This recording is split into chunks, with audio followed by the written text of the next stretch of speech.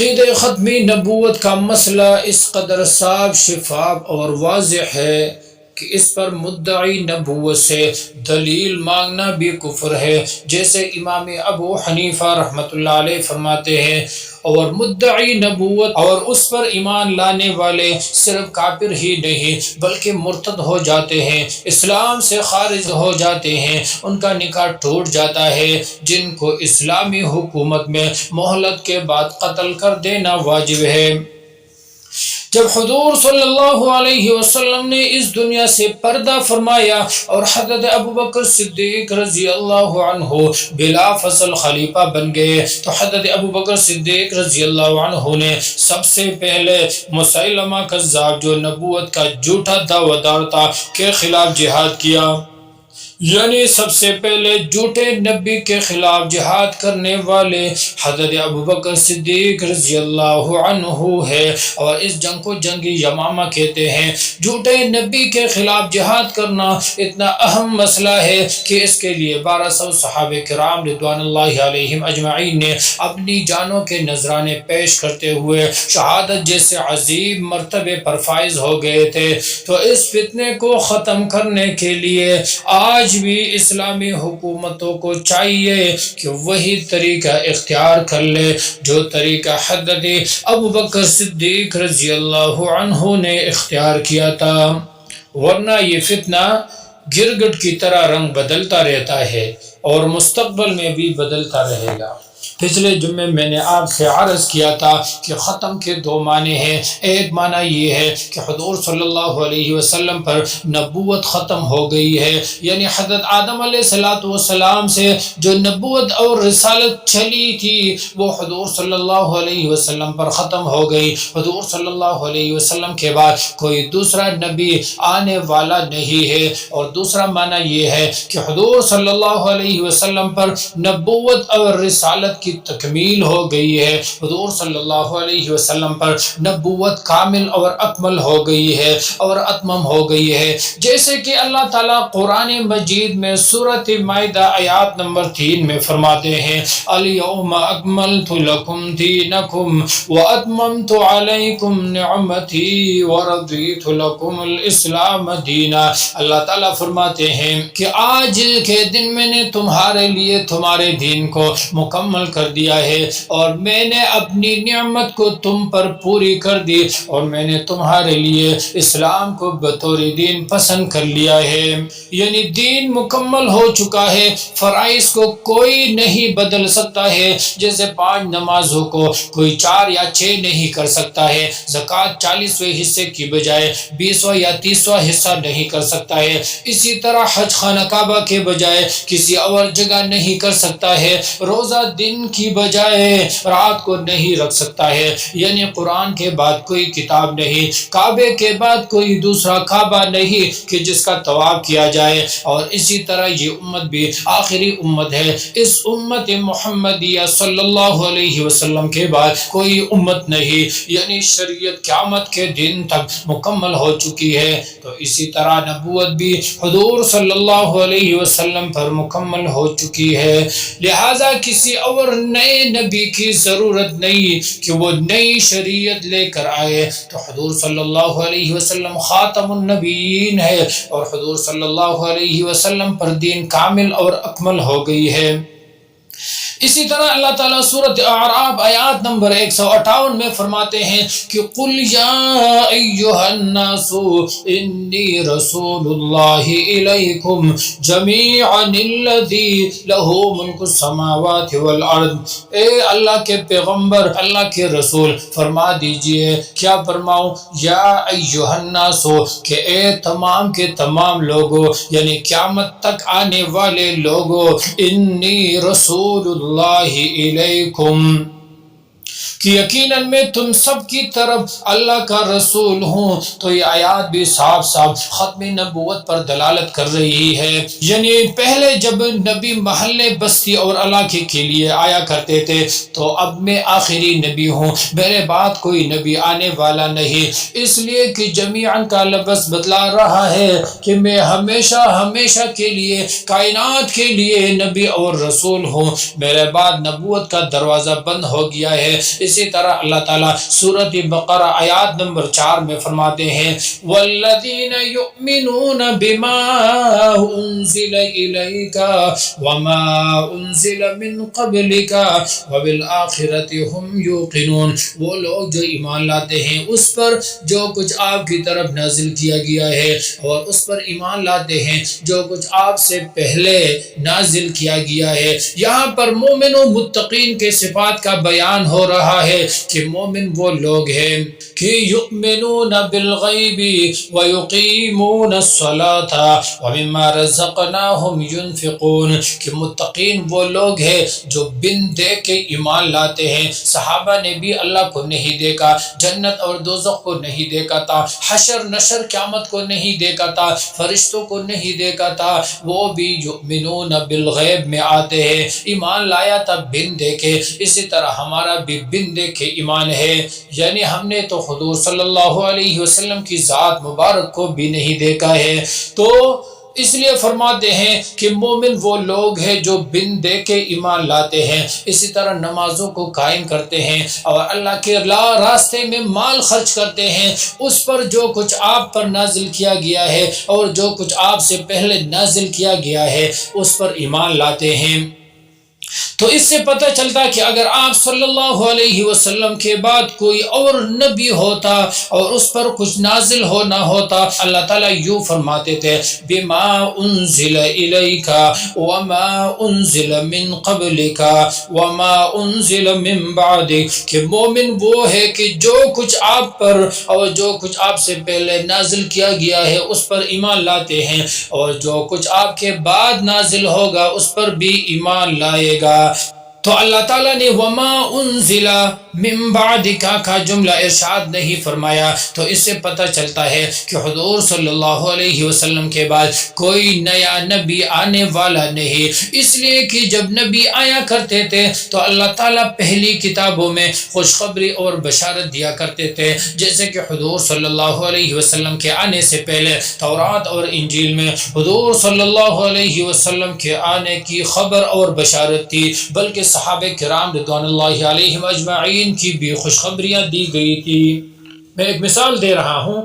کہ جیسے کہ حضرت عمر فاروق رضی اللہ عنہ نے جب بیت المقدس کو فتح کیا تو اس وقت یہودیوں نے کہا کہ اپنے امیر المؤمنین کو بلاؤ، اگر اس میں وہ نشانیاں پائی گئی جو ہماری کتابوں میں موجود ہے تو ہم بغیر لڑائی کے بیت المقدس کی چابیاں ان کے حوالہ کر دیں گے۔ اور جب امیر المؤمنین خلیفہ ثانی حضرت عمر فاروق رضی اللہ عنہ آئے اور ان کو وہی نشانیاں اس میں مل گئی تو انہوں نے بیت المقدس کی چابیاں حضرت عمر فاروق رضی اللہ عنہ کے حوالہ کر دیا اور بیت المقدس بغیر جہاد کے فتح ہو گئی۔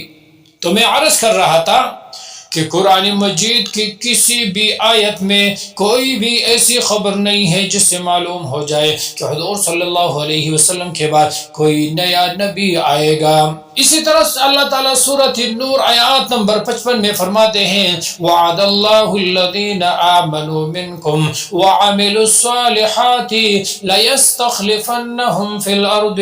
کما استخلف الذین من قبلہم، کہ اللہ تعالیٰ نے ان لوگوں سے وعدہ کیا ہے جنہوں نے ایمان لایا اور نیک عمل کیا، تو وعدہ کیا تھا کہ ضرور بالضرور ہم ان کو زمین میں اپنا خلیفہ بنائیں گے، جیسے کہ اللہ تعالیٰ نے تم سے پہلے لوگوں کو زمین میں اپنا خلیفہ بنایا تھا۔ تو یہ آیات صحابہ کرام رضوان اللہ علیہم اجمعین کے بارے میں نازل ہوئی ہے کہ اللہ تعالیٰ صحابہ کرام رضوان اللہ علیہم اجمعین کو زمین میں اپنا خلیفہ بنائیں گے، اور اگر نبوت جاری ہوتی تو اللہ تعالیٰ صحابہ کے بارے میں فرماتے ہیں کہ ہم صحابہ کو بھی دنیا میں نبی بنائیں گے اور خلافت کا ذکر نہ ہوتا۔ تو خلافت کا ذکر کرنا اور نبوت کا ذکر نہ کرنا یہ اس بات کی دلیل ہے کہ حضور صلی اللہ علیہ وسلم کے بعد نبوت کا دروازہ بند ہو گیا ہے، اب کسی قسم کا کوئی نبی نہیں آئے گا۔ حضرت ابو بکر رضی اللہ عنہ صدیق تو بن سکے، حضرت عمر رضی اللہ عنہ فاروق تو بن سکے، حضرت عثمان غنی رضی اللہ عنہ ذوالنورین تو بن سکے، حضرت علی المرتضی رضی اللہ عنہ حیدر کرار تو بن سکے، حضرت عبداللہ ابن مسعود رضی اللہ عنہ رئیس الفقہاء تو بن سکے، حضرت عبداللہ ابن عباس رضی اللہ عنہ امام المفسرین تو بن سکے، حضرت خالد بن ولید رضی اللہ عنہ سیف من سیوف اللہ، سیف اللہ تو بن سکے، حضرت ابو عبیدہ ابن جراح رضی اللہ عنہ امیری امت تو بن سکے، حضرت ابو ہریرہ رضی اللہ عنہ حافظ حدیث تو بن سکے، حضرت بلال خفشی رضی اللہ عنہ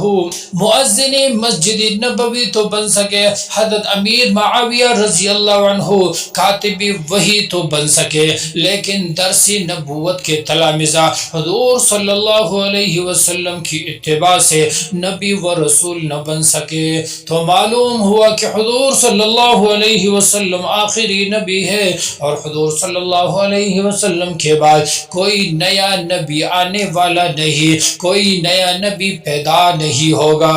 اسی طرح اللہ تعالیٰ سورۃ انعام آیات نمبر 83 میں فرماتے ہیں وَتِلْكَ حُجَّتُنَا آتَيْنَاهَا إِبْرَاهِيمَ عَلَىٰ قَوْمِهِ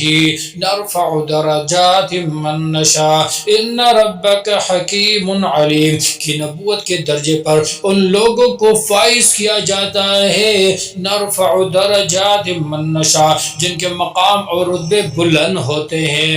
وَوَهَبْنَا لَهُ إِسْحَاقَ وَيَعْقُوبَ كُلًّا هَدَيْنَا وَنُوحًا هَدَيْنَا نبوت کے درجے پر ان لوگوں کو فائز کیا جاتا ہے جو ہدایت یافتہ ہوتے ہیں،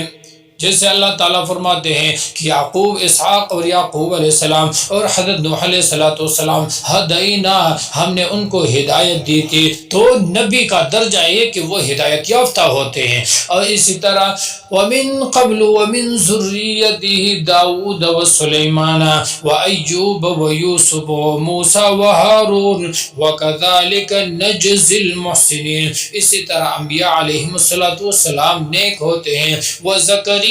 وَيَحْيَا وَعِيسَى وَإِلْيَاسَ كُلٌّ مِّنَ الصَّالِحِينَ سارے صالح اور نیک ہوتے ہیں، وَإِسْمَاعِيلَ وَالْيَسَعَ وَيُونُسَ وَلُوطًا وَكُلًّا فَضَّلْنَا عَلَى الْعَالَمِينَ اور سارے چنے ہوئے لوگ ہوتے ہیں۔ مطلب یہ ہے کہ نبوت کے درجے پر ان لوگوں کو فائز کیا جاتا ہے جن کے مقام اور رتبے بلند ہوتے ہیں، ہدایت یافتہ ہوتے ہیں، چنے ہوئے لوگ ہوتے ہیں، نیک ہوتے ہیں اور صراط مستقیم پر ہوتے ہیں۔ اس کے مقابلے میں مرزا قادیانی لعین کو دیکھو کہ بلند درجہ اتنا کہ اسکول میں فیل ہوتا رہے، مرغا بنتے رہے، اور پھر عہدہ عالی پٹوار گیری پر فائز ہوئے، جو سارے رشوت خور ہوتے ہیں، الا ماشاء اللہ یکا دکا ہوتا ہے جو رشوت نہیں لیتا ہے۔ اور ہدایت یافتہ تو یوں تھے کہ غیر محرم عورتوں سے چاپیاں کرواتے تھے، اور اسی طرح مخالفین کے لیے بازاری زبان استعمال کرتے تھے، اور اپنی مخالفینوں کو سوروں اور کھنجروں کی اولاد کہا کرتے تھے۔ اور صراط مستقیم پر تو یوں تھے، اللہ معاف کرے، کہ دعوی نبوت انگریز کے اشارے پر کیا تھا۔ اسی طرح سورۃ آل عمران آیات نمبر 80 میں اللہ تعالیٰ فرماتے ہیں وَإِذْ أَخَذَ اللَّهُ مِيثَاقَ النَّبِيِّينَ لَمَا آتَيْتُكُم مِّن كِتَابٍ وَحِكْمَةٍ ثُمَّ جَاءَكُمْ رَسُولٌ مُّصَدِّقٌ لِّمَا مَعَكُمْ لَتُؤْمِنُنَّ بِهِ وَلَتَنصُرُنَّهُ اللہ تعالیٰ فرماتے ہیں وَإِذْ أَخَذَ اللَّهُ یاد کرو وہ وقت جب اللہ تعالیٰ نے تمام انبیاء سابقین علیہم السلام سے اس بات پر پختہ وعدہ لیا کہ جب میں تمہیں کتاب اور حکمت دوں اور پھر تمہارے پاس وہ رسول آ جائے جو تمہاری کتابوں کی تصدیق کر لے تو تم ان پر ایمان بھی لاؤ اور اس کی مدد بھی کرو۔ تو یہ اس آیات سے بھی مسئلہ ختم نبوت کی تصدیق ہوتی ہے کہ اللہ تعالیٰ نے تمام انبیاء سابقین علیہم السلام سے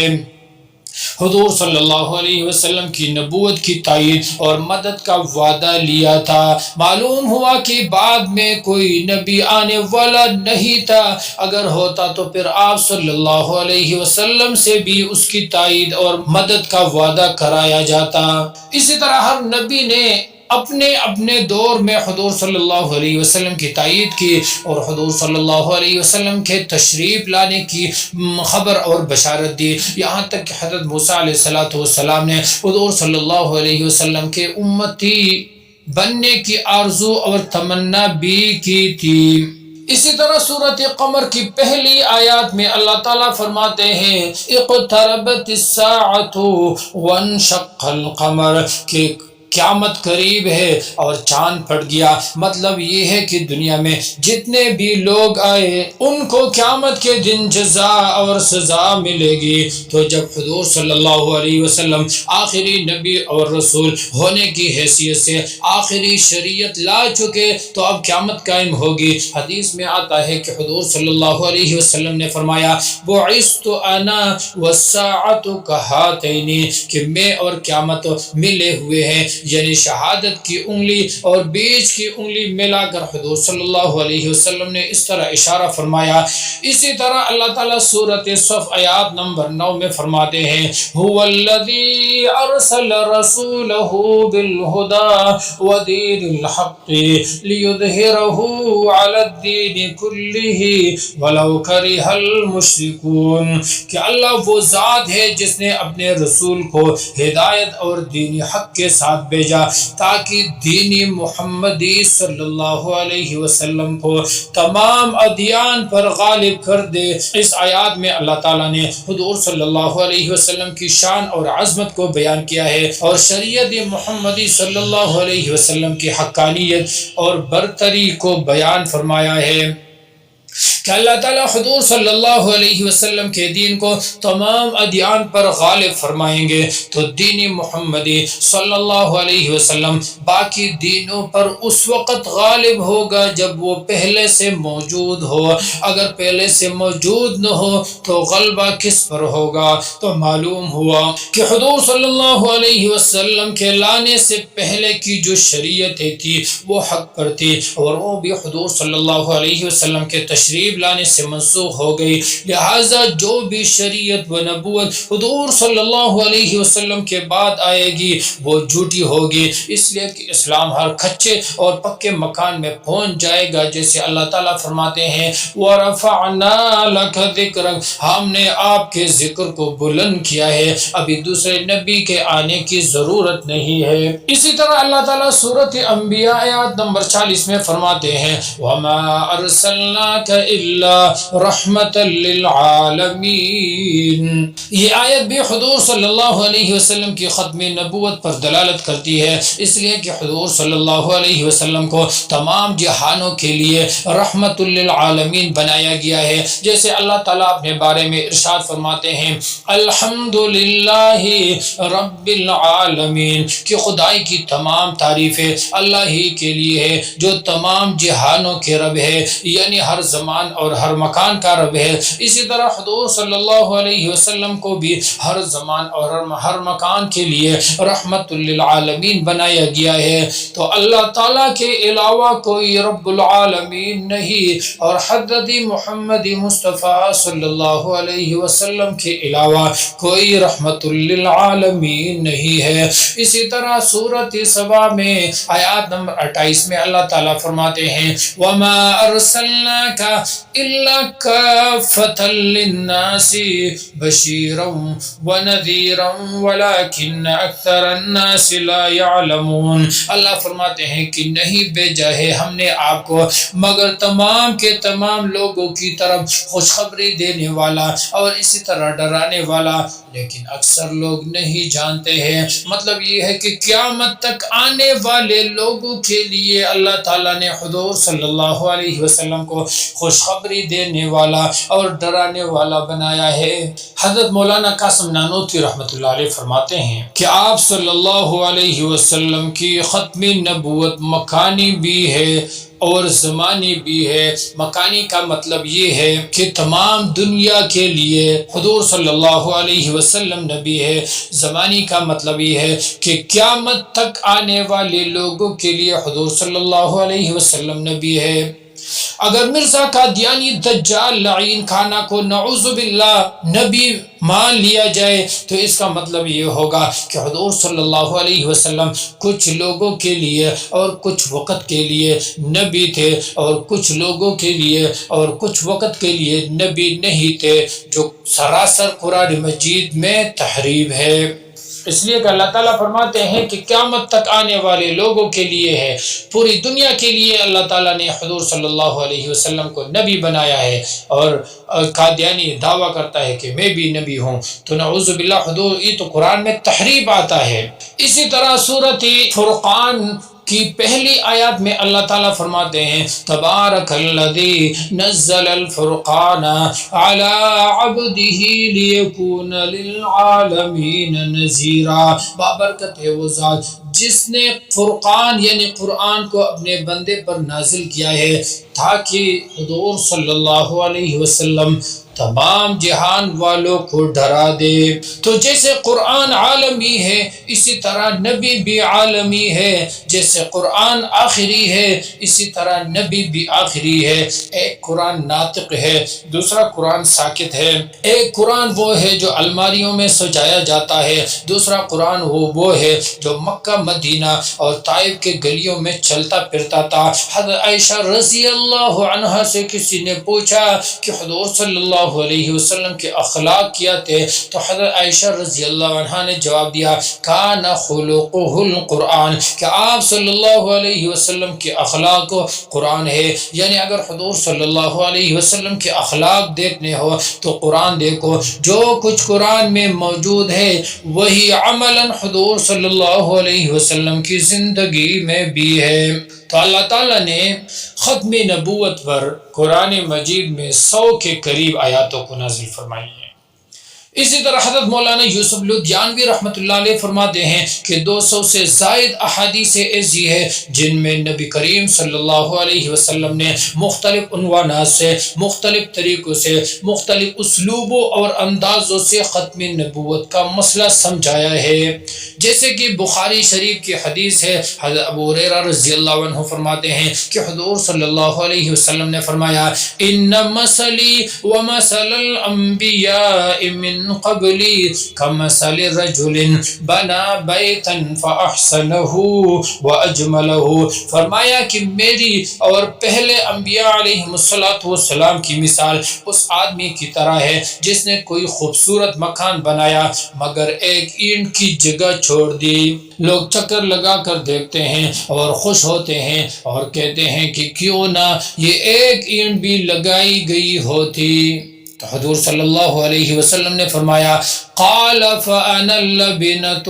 وانا خاتم النبیین، کہ وہ اینٹ میں ہوں اور میں آخری نبی ہوں۔ تو حضور صلی اللہ علیہ وسلم نے اس مثال میں نبوت کو ایک خوبصورت محل کے ساتھ تشبیہ دی ہے کہ جس کی ابتدا حضرت آدم علیہ السلام سے شروع ہوئی مگر اس محل کے مکمل ہونے میں ایک اینٹ کی جگہ باقی تھی۔ فرمایا وہ ایک اینٹ میں ہوں، اب یہ محل مکمل ہو چکا ہے، اب مزید کوئی گنجائش نہیں، یعنی اب مزید کوئی نبی نہیں آئے گا۔ چور اور ڈاکو تو آ سکتے ہیں لیکن نبی نہیں آ سکتا ہے۔ اسی طرح حضور صلی اللہ علیہ وسلم نے حجۃ الوداع کے آخری خطبہ میں فرمایا انا آخر الانبیاء وانتم آخر الامم، کہ میں آخری نبی ہوں اور تم آخری امت ہو۔ اسی طرح حضور صلی اللہ علیہ وسلم نے فرمایا، مشکات کی حدیث ہے، انی عند اللہ مکتوب خاتم النبیین وان آدم لمنجدل فی طینہ، کہ میں اللہ کے نزدیک خاتم النبیین اس وقت لکھا گیا تھا جب حضرت آدم علیہ السلام مٹی میں ہی تھے۔ اسی طرح مشکات کی ایک حدیث ہے کہ انا قائد المرسلین ولا فخرا وانا خاتم النبیین ولا فخرا وانا اول شافع ومشفع ولا فخرا، کہ حضور صلی اللہ علیہ وسلم نے فرمایا کہ میں تمام انبیاء علیہم السلام، میں تمام رسولوں کا قائد اور سردار ہوں، لیکن میں اس پر فخر نہیں کرتا ہوں، اور اسی طرح میں خاتم النبیین ہوں، لیکن میں اس پر فخر نہیں کرتا ہوں، اور میں قیامت کے دن سب سے پہلے شفاعت کرنے والا ہوں، لیکن میں اس پر فخر نہیں کرتا ہوں، اور میری شفاعت قیامت کے دن سب سے پہلے قبول کی جائے گی، اور میں اس پر فخر نہیں کرتا ہوں۔ تو یہ میں نے آپ کو چند مثالیں بیان کی حدیث سے، اور اس طرح قرآن سے بہت سی احادیث ہے اور بہت سی آیات ایسی ہے جس میں اللہ تعالیٰ نے ختم نبوت کو بیان کیا ہے۔ اللہ تعالیٰ ہمارے عقیدوں کو صحیح فرمائے۔ وآخر دعوانا ان الحمدللہ۔